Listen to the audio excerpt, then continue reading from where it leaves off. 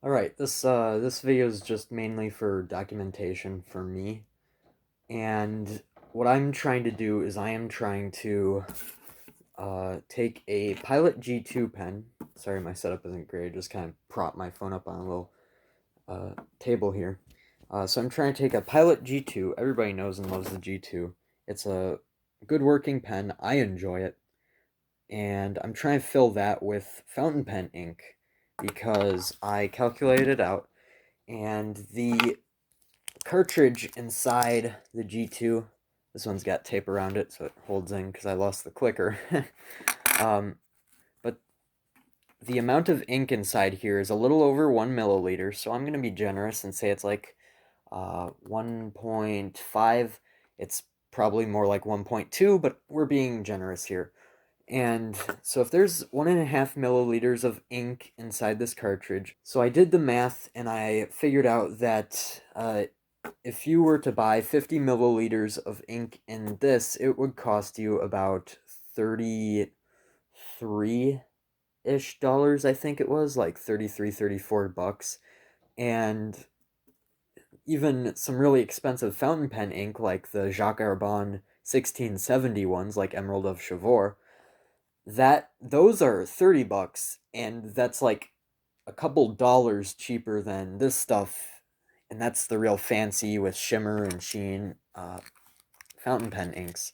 And so, as you can see by this, or from the numbers I've given you, you can do the math on your own. It is much cheaper to use fountain pen ink than buy refills, if my camera will focus.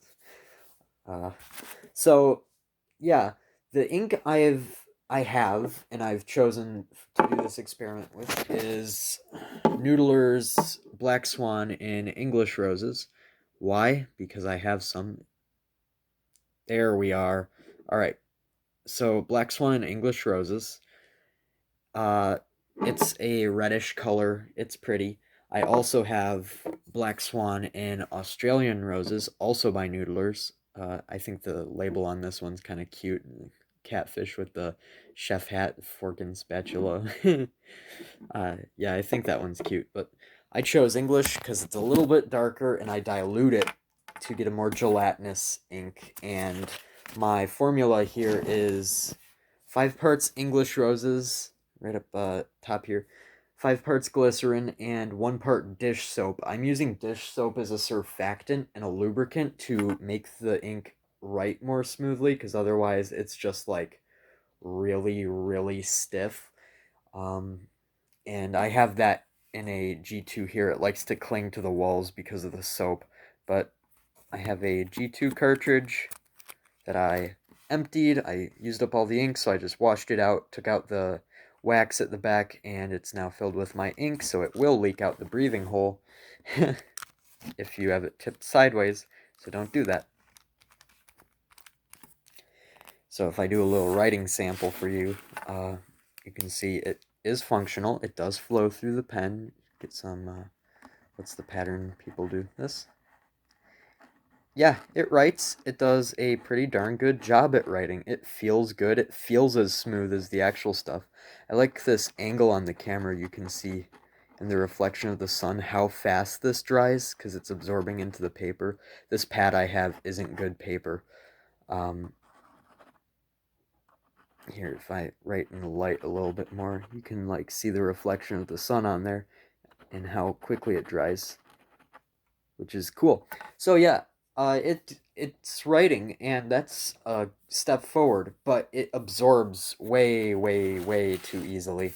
You can see at the top here, I have a standard G2 refill for comparison next to the stuff I've formulated, and on that real thick line, you can see the part where I press the G2 refill into the paper here, but mine just bleeds through really bad, and what I'm trying to do with this experiment is get an ink that doesn't bleed through the paper, and hopefully that'll happen, or I'll come up with that one day. So my biggest concerns right now are, oh yeah, in case you're curious, English Roses is, I have a couple of little swabs on gum wrappers, but on the right is Black Swan and English roses, and then this is Australian roses, and you can see the color difference. English is a little more brown, sort of red, and Australian is brighter, kind of pinkish magenta.